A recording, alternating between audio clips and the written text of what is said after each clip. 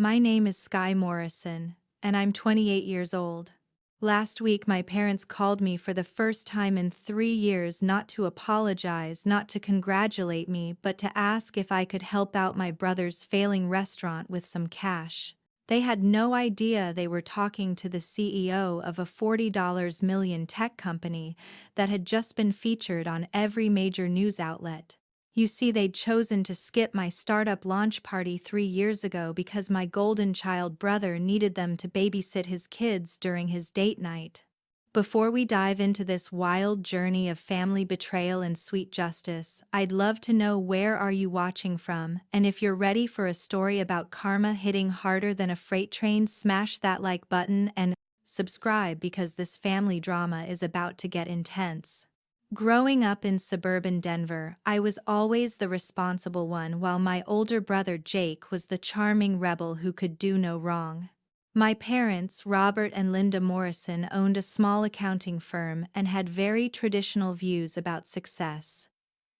Jake was their star captain of the football team, popular, charismatic. I was the quiet kid who spent weekends coding in my room instead of going to parties. When I graduated valedictorian from high school, my parents attended but spent the entire ceremony talking about Jake's latest girlfriend drama. When Jake barely graduated, they threw him a massive party and invited the entire extended family. The pattern was clear: Jake was the golden child and I was the afterthought. College wasn't any different. I earned a full scholarship to MIT for computer science, but my parents seemed more concerned about Jake's community college struggles. They'd call me maybe once a month, usually, to complain about money or ask me to talk sense into Jake about his latest scheme. Meanwhile, they sent Jake care packages weekly and visited him every other weekend, even though he was only 2 hours away while I was across the country. During my sophomore year, I started developing what would eventually become my company's core product, an AI-powered customer service platform. I spent countless nights in the computer lab, fueled by coffee and determination. When I called home excited about a breakthrough, Mom would cut me short because Jake needed help moving apartments again. The sting of being consistently deprioritized was building into something deeper. Jake dropped out of college after 2 years to find himself, which really meant bouncing between odd jobs while living in our parents' basement. During this time, he met Sarah, got her pregnant, and suddenly my parents were over the moon about becoming grandparents. The attention Jake received multiplied tenfold. Every family gathering became about baby preparations, Jake's wedding plans, and how proud they were of him for stepping up and becoming a man. I graduated summa cum laude from MIT, and my parents attended the ceremony but left early because Jake had a job interview the next day and needed them to watch baby Emma. That was the moment I realized I'd always be second place in my own family. The hurt was so deep I could barely speak to them for weeks afterward. After graduation, I moved to Silicon Valley with my prototype and $10, 0 inches savings. I lived in a studio apartment that cost $3,000 a month, eating ramen noodles and working 18-hour days to perfect my platform. When I called home to share small victories, getting my first beta client, securing initial funding, my parents would listen politely before switching the conversation to Jake's restaurant dreams or Emma's latest milestones. The breakthrough came during my second year in California. My AI platform caught the attention of several major corporations who were struggling with customer service scalability.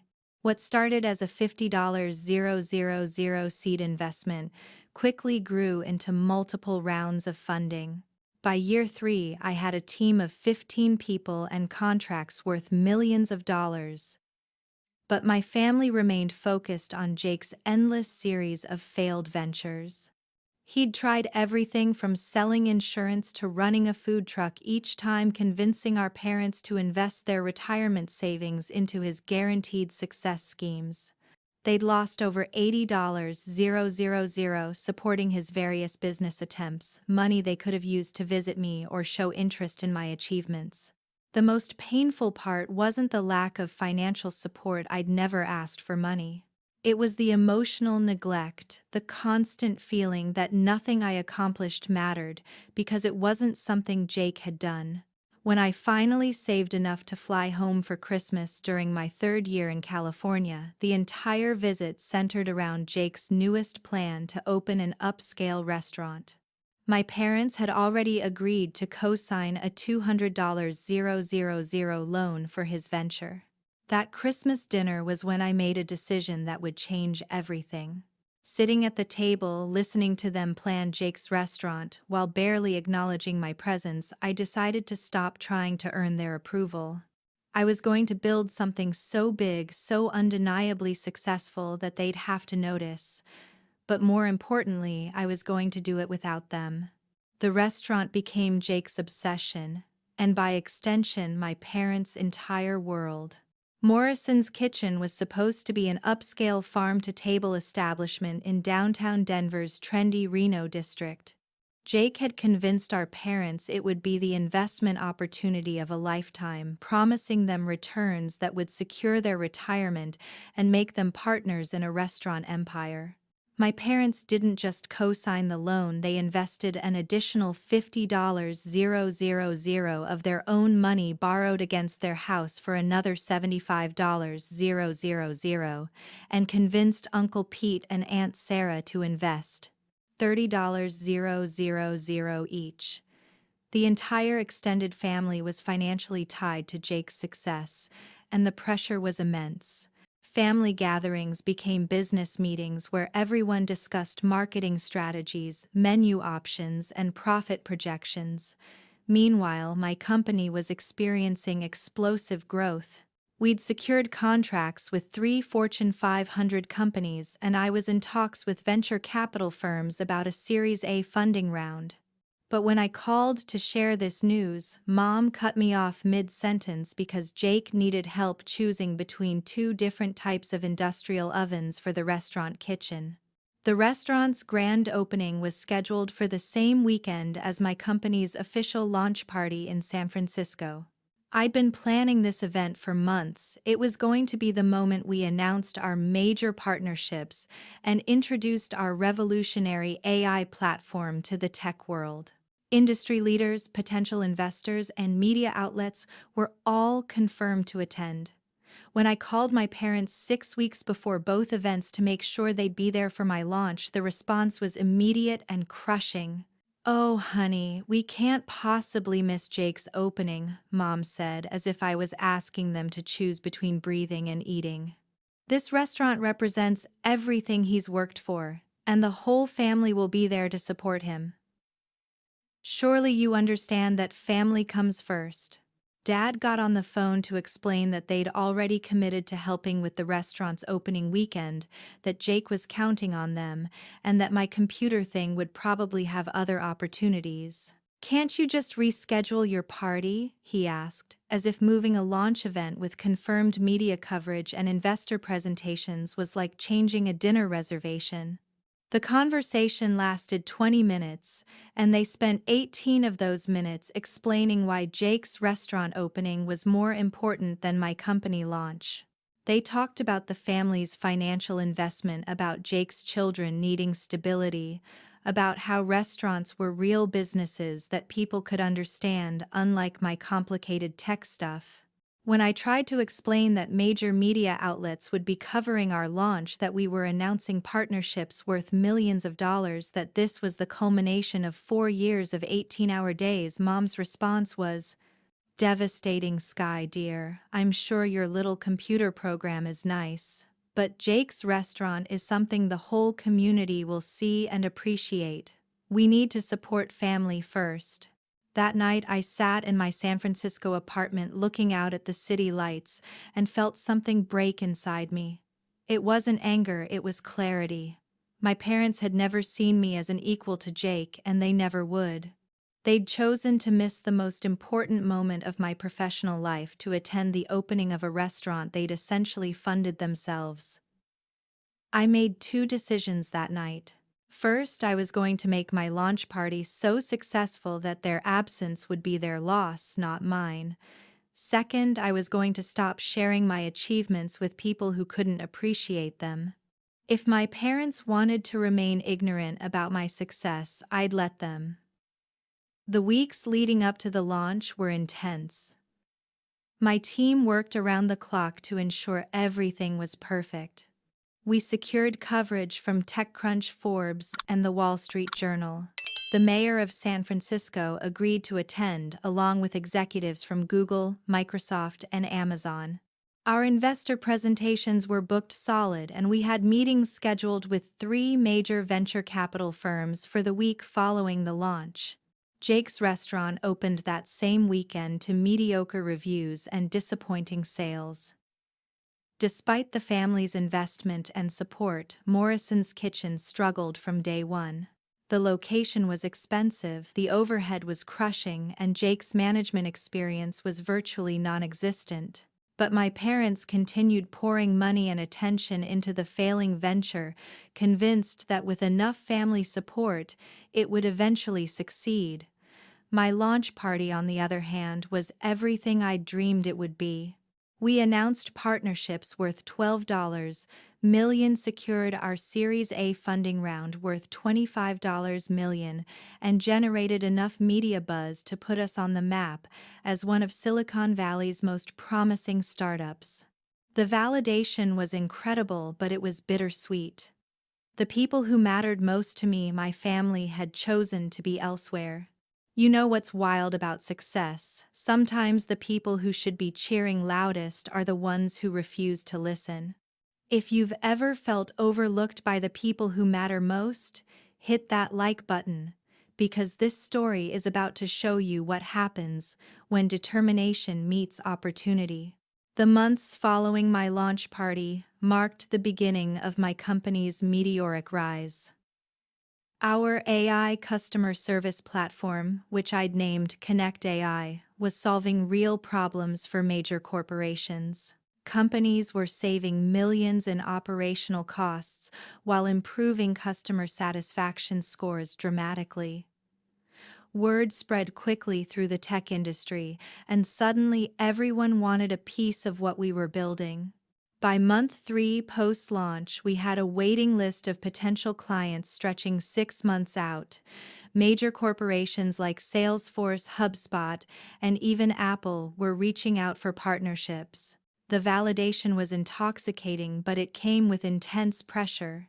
I was working 16-hour days, managing a team of 35 people and fielding calls from investors who wanted to discuss acquisition offers that started with 8 figures. The irony wasn't lost on me that during this period of explosive growth, my parents called me exactly twice. Once to ask if I could lend Jake $15,000 to cover the restaurant's mounting debt, and once to invite me to Emma's 4th birthday party, which I couldn't attend because I was in New York meeting with Goldman Sachs about our Series B funding round. Jake's restaurant was failing spectacularly. Despite the family's continued financial support and Mom's volunteer hostessing 3 nights a week, Morrison's Kitchen was hemorrhaging money. The reviews on Yelp were brutal. Customers complained about slow service, overpriced, mediocre food, and Jake's visible stress affecting the atmosphere. The restaurant that was supposed to be the family's golden investment was becoming their financial nightmare. Meanwhile, Connect AI was being featured in business magazines as one of the year's most innovative startups. Forbes included me in their 30 under 30 list. Harvard Business School invited me to speak about AI implementation in customer service. The MIT Alumni Magazine did a feature story about my journey from computer science student to Silicon Valley entrepreneur. I sent copies of these articles to my parents, hoping they'd finally understand what I'd built. Dad's response was a 2-sentence email: "Congratulations on the magazine articles. Hope you can help us figure out how to get Jake's restaurant more online visibility." The disconnect was staggering. They were living in a world where my success was just another way I could potentially help Jake, rather than something worth celebrating in its own right. Every achievement was filtered through the lens of how it might benefit their golden child's failing venture. During this time, I made a conscious decision to stop sharing details about my company's growth with my family. When they called, I'd listen to updates about the restaurant's struggles, Emma's school activities, and Jake's stress levels, but I'd keep my responses about my own life vague and minimal. Work is good became my standard response to questions about my business. This strategy served me well as Connect AI's valuation skyrocketed. Our Series B funding round closed at $85 million, giving us a company valuation of $250 million. We expanded to offices in New York, Austin, and London. I hired a PR firm to manage media requests because I was getting interview offers from major networks and publications daily. The growth was so rapid it felt surreal. 18 months after my launch party, I was managing a company with 150 employees, an annual revenue of $45 million. We were processing customer service requests for companies that served over 100 million users globally.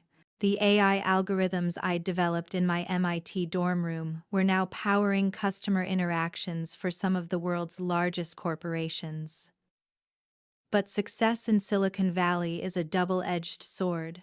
The higher your company's valuation climbs, the more pressure you face to sustain that growth. Every decision becomes magnified, every quarterly report scrutinized by investors and competitors alike. I was spending half my time in board meetings and the other half flying between offices to maintain company culture and operational efficiency. During this period, Jake's restaurant finally closed. After 18 months of declining sales and mounting debt, my parents lost their entire investment, plus the money they'd borrowed against their house. Uncle Pete and Aunt Sarah lost their investments too, creating family tension that rippled through every gathering. The failure wasn't just financial, it was deeply personal for everyone involved. When Mom called to tell me about the restaurant's closure, her voice was small and defeated. She mentioned that they might need to sell the house that Dad was considering coming out of retirement to help recover their losses. For a moment, I considered offering to help financially. I could have easily covered their debts without impacting my lifestyle. But something held me back. Maybe it was remembering how they'd dismissed my launch party or how they'd never once asked for details about my company's success. Instead, I listened sympathetically and offered emotional support. I didn't mention that I could solve their financial problems with a single wire transfer because they'd never bothered to learn enough about my company to know that was possible. Their ignorance about my success was protecting them from the knowledge that help was sitting right there, unasked for and unacknowledged. The months following Morrison's Kitchen's closure were marked by an eerie quiet from my family. The weekly phone calls dwindled to monthly check-ins, and even those felt strained and perfunctory. My parents were dealing with the financial and emotional aftermath of Jake's failed venture while I was navigating the complexities of running a rapidly expanding tech company. Jake had spiraled into a deep depression after the restaurant's failure. He'd moved back into my parents' basement with Sarah and Emma, and the whole family was walking on eggshells around his fragile mental state. Mom would call me occasionally to vent about the stress of having 3 additional people in their house, the financial pressure of supporting Jake's family, and Dad's health issues that had emerged from the stress of losing their quiet fidators, retirement savings. During these conversations, I'd offer emotional support and listen to their struggles, but I noticed something telling: they never asked about my life beyond surface-level pleasantries. They knew I worked in computers in San Francisco, but they had no curiosity about what that actually meant or how I was doing personally. It was as if my life existed solely as a sounding board for their family drama. This period coincided with Connect AI's most significant growth phase. We were in acquisition talks with 3 major tech giants, each offering valuations that exceeded $400 million. The stress of these negotiations was immense. Every decision could impact hundreds of employees and millions of dollars in investor value. I was working with teams of lawyers, accountants, and business strategists to evaluate offers and plan our company's future. The irony was profound. While my parents worried about making their mortgage payments, I was deciding between offers that would make me personally worth over $150 million.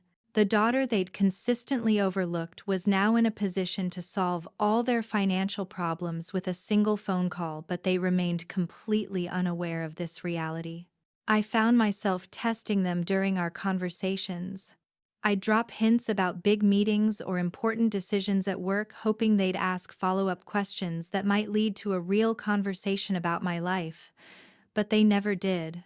Every topic always circled back to Jake's depression, the financial stress, or Emma's adjustment problems at school.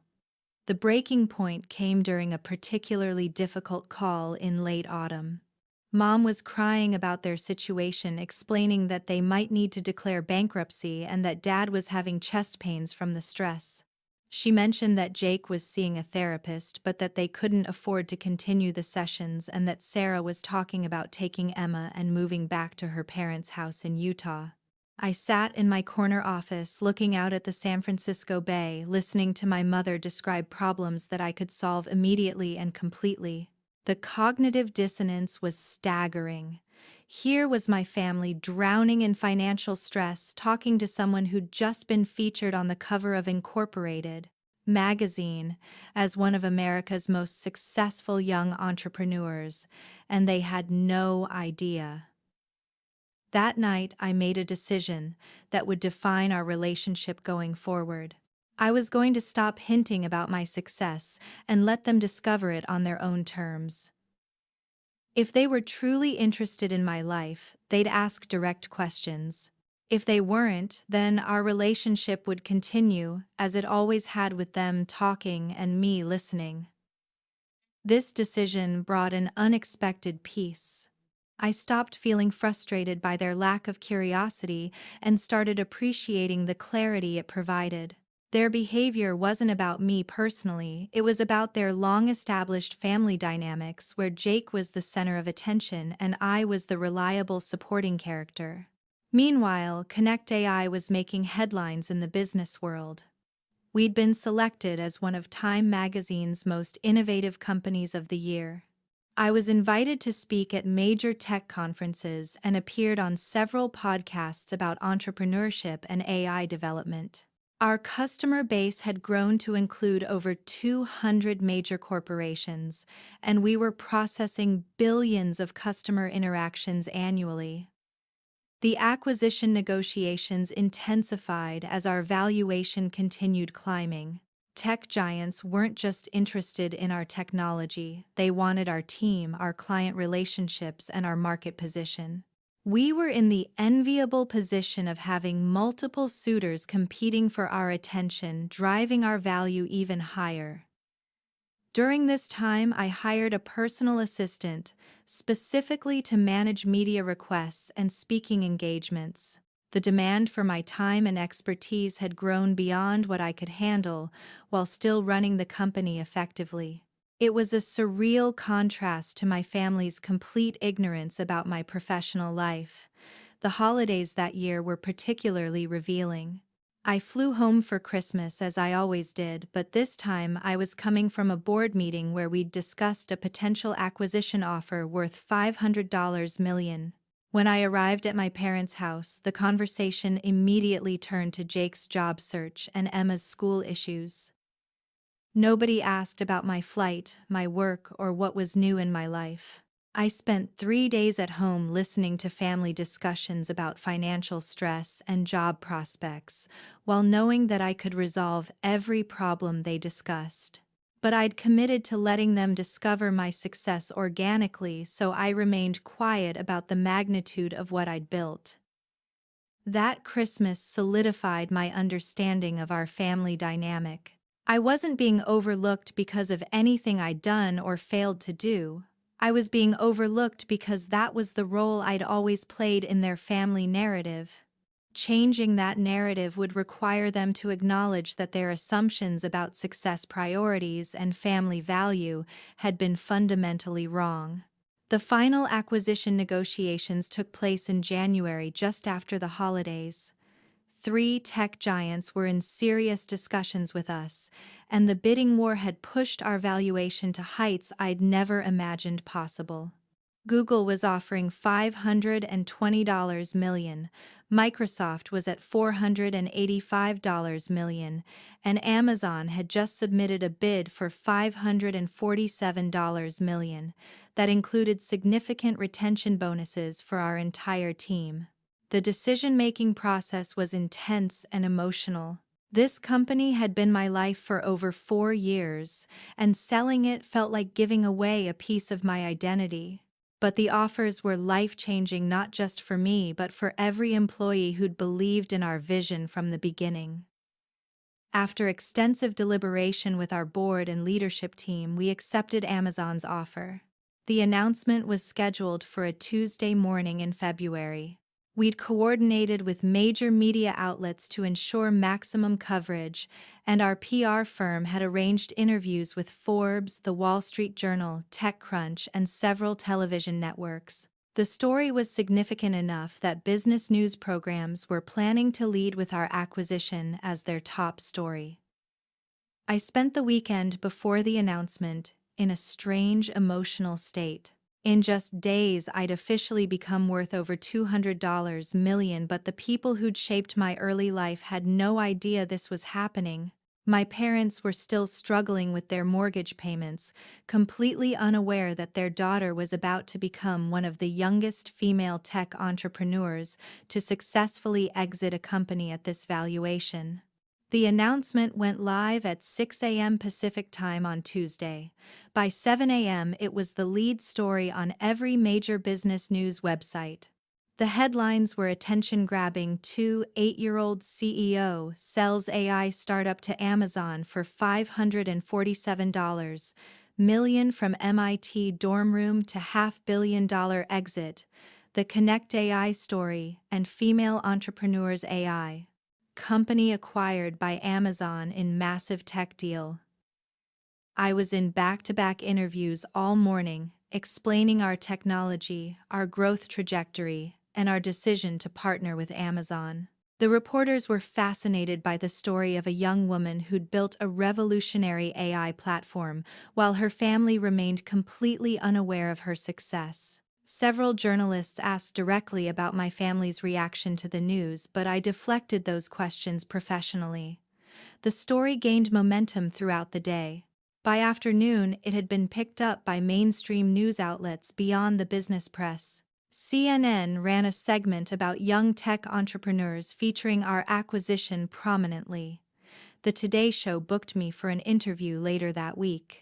My personal assistant was fielding dozens of interview requests from podcasts, magazines, and television programs. But the most surreal part of that Tuesday was the silence from Denver. Despite the massive media coverage, despite our story being featured on every major news website and television program, my phone remained quiet. My parents hadn't called, texted, or reached out in any way. It was as if the biggest day of my professional life was happening in a parallel universe from their reality.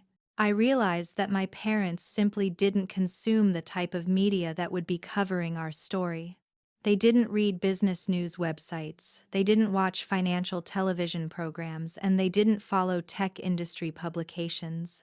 Their media consumption focused on local news network television and Facebook posts from friends and family. The story that was dominating business news was completely outside their information ecosystem. This realization was both liberating and heartbreaking. I was free to enjoy my success without the complicated emotions that would come from my family's sudden attention, but it also confirmed just how disconnected we'd become. The most significant achievement of my life was invisible to the people who'd raised me. The week following the announcement was a whirlwind of media appearances, celebration dinners, and transition planning. Amazon's integration team was already working with us to ensure a smooth transition for our employees and clients. I was fielding congratulatory calls from investors, competitors, and fellow entrepreneurs who understood the magnitude of what we'd accomplished. My team threw a celebration party at a rooftop restaurant in San Francisco, complete with champagne speeches and promises to stay in touch as we all moved forward with our careers. Many of my employees were receiving life-changing retention bonuses as part of the acquisition deal, and the mood was euphoric. We'd built something extraordinary together, and we were all being rewarded for years of hard work and risk-taking. But even during these celebrations, I found myself checking my phone for messages from home that never came. The cognitive dissonance was striking. I was surrounded by people celebrating my achievements while the people who'd known me longest remained completely unaware that anything significant had happened. 2 weeks after the announcement, I finally broke down and called home myself. Mom answered on the third ring, sounding tired and stressed. She immediately launched into an update about Jake's latest job interview and Dad's ongoing health concerns. After 10 minutes of family updates, she asked, almost as an afterthought, "How's work going for you, honey?" "It's going really well," I replied, testing to see if she'd ask for details. "We had some big news recently."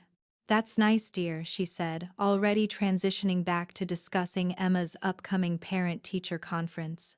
The moment passed without curiosity or follow-up questions, confirming what I'd already suspected. They remained completely unaware of what had happened. Here's where this story gets really interesting, and if you're still with me, I know you're ready for the moment when everything comes full circle.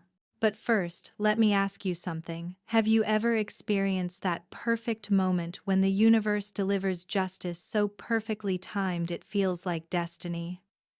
3 weeks after the Amazon acquisition announcement, I was in my new role as Director of AI Innovation for Amazon's customer service division, settling into a routine that felt both familiar and completely different. The financial security was surreal. I'd gone from checking my bank balance monthly to having more money than I could spend in several lifetimes.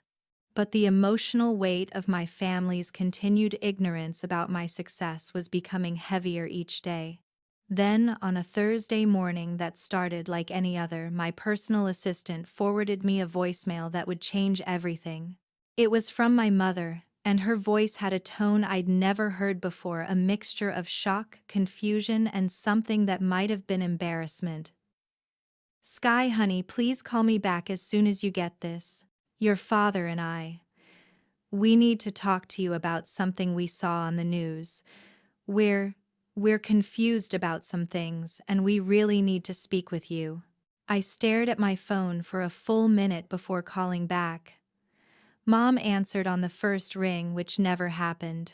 Usually I'd get their voicemail and have to wait hours for a return call. "Sky." Her voice was small, uncertain. "Thank you for calling back so quickly. What's going on, Mom? You sounded upset in your message." There was a long pause before she spoke again. "Honey, your Aunt Margaret called this morning. She said she saw something on the news. About you. About your company. She said you sold it for hundreds of millions of dollars. But that can't be right, can it? I mean, you would have told us about something like that." The moment I'd been unconsciously waiting for had finally arrived, but it felt nothing like I'd imagined. Instead of triumph, I felt a deep sadness for the years of disconnection that had led to this point. "Yes, Mom, that's correct. I sold my company to Amazon 3 weeks ago for $547 million. The silence that followed lasted so long I thought the call had dropped. When she finally spoke, her voice was barely a whisper. $547 million, yes, and you didn't. You didn't tell us." This was the moment of truth, the conversation I'd been avoiding for years. "Mom, I've been trying to tell you about my company for 4 years. Every time I called with updates about my business, you'd change the subject to talk about Jake or Emma or the restaurant. You've never asked me a single question about what I actually do for work beyond, how's your computer job going? Another long silence. Then, in a voice thick with emotion, but Sky, $500 million. How is that even possible? I spent the next hour explaining everything: the years of development, the client acquisitions, the funding rounds, the media coverage. I told her about the Forbes articles, the speaking engagements, the magazine covers. I explained that the computer thing they'd dismissed as a hobby had become one of the most successful AI companies in Silicon Valley. As I talked, I could hear her crying quietly on the other end of the phone. When I finished, she was silent for a long time before speaking. "We had no idea," she finally said. We thought, We thought you were just working at some tech company, maybe making good money, but nothing like this. Why didn't you make us understand?" The question hung in the air between us, loaded with years of hurt and misunderstanding. "I tried, Mom, but every conversation was about Jake's latest project or Emma's school activities. You never asked for details about my work, and when I tried to share good news, you'd redirect the conversation." After a while, I stopped trying. She was crying harder now. "Oh, Sky, what have we done?" Over the next few days, the full scope of their realization unfolded. Dad got on the phone during our second conversation, his voice shaky and confused. They'd spent the past day Googling my name and finding hundreds of articles about my company, my achievements, my speaking engagements. They'd discovered that while they were worrying about their mortgage payments, their daughter had been building a technology empire. The most painful part for them wasn't the money, it was realizing how completely they'd failed to know their own daughter. They'd spent years treating me like a supporting character in Jake's story, never understanding that I was the protagonist of my own remarkable journey. Jake's reaction was the most complex. When my parents finally told him about my success, his initial response was anger, not at me, but at himself. He realized that while he'd been struggling with failed ventures and family support, his little sister had quietly become more successful than he'd ever dreamed of being. The golden child narrative that had defined our family dynamics for decades crumbled in a single conversation. But here's where the story takes an interesting turn. 3 months after that first phone call, my parents flew to San Francisco for the first time in 6 years. They wanted to see my life, meet my team, and understand what I'd built. The visit was awkward but healing. They met my colleagues, toured our offices, and attended a team dinner where everyone shared stories about our company's growth. During that visit, Dad pulled me aside for a conversation I'll never forget. "I owe you an apology," he said, his voice heavy with regret. "We failed you as parents. We were so focused on Jake's struggles that we never celebrated your successes. We assumed you were fine because you never seemed to need us, but the truth is, we never bothered to find out what you actually needed." The financial irony wasn't lost on any of us. During the years they'd worried about money, invested their retirement savings in Jake's failing restaurant, and stressed about mortgage payments, they'd been one phone call away from someone who could have solved every financial problem they had. But because they'd never bothered to learn about my life, they'd remained unaware that help was available. I did eventually help them financially, but not in the way they expected. Instead of simply paying off their debts, I hired Dad as a consultant for my new investment fund, helping other entrepreneurs avoid the financial mistakes that had trapped Jake. I set up college funds for Emma and her baby brother. I bought Mom and Dad a modest house with no mortgage, giving them the security they'd lost but not the windfall that might have created new problems. Jake and I had the hardest conversation of all. He apologized for monopolizing our parents' attention and admitted that he'd always known they treated us differently. He'd enjoyed being the favorite, but had never considered the cost to me. We're building a new relationship now, one based on mutual respect rather than family hierarchy. The most satisfying part of this whole experience wasn't the money or the recognition, it was watching my parents finally understand who I am and what I've accomplished. They read every article about my company, attended virtual events where I speak and ask detailed questions about my current projects. They've become my biggest cheerleaders, but it took a $547 million wake-up call to get their attention. Looking back, I realize this story isn't really about revenge, it's about the complex dynamics of family, love, attention, and recognition. My parents weren't malicious. They were just blind to anything outside their established narrative. Sometimes it takes a dramatic revelation to shatter old patterns and create space for new relationships. Now, as I work on my next venture and navigate my new role at Amazon, I have something I never had before: a family that actually knows who I am and what I'm capable of achieving. It took years longer than it should have, but we finally have the relationship I'd always wanted. So here's my question for you. Have you ever experienced a moment when your family finally saw you for who you really are? Maybe it wasn't as dramatic as a $500 million acquisition, but those moments of recognition can be just as powerful. Share your story in the comments below. I'd love to hear about your own experiences with family dynamics and finding your voice. If this story resonated with you, please hit that like button and subscribe for more real-life stories about overcoming family challenges and finding success on your own terms. Share this video with someone who might need to hear that their achievements matter, even if their family doesn't recognize them yet. Thank you for taking this journey with me. And remember, sometimes the sweetest justice is simply living your truth and letting your success speak for itself. Family love is complicated, but it's never too late to build the relationships you've always wanted. Here's to writing our own stories and creating the recognition we deserve, one achievement at a time.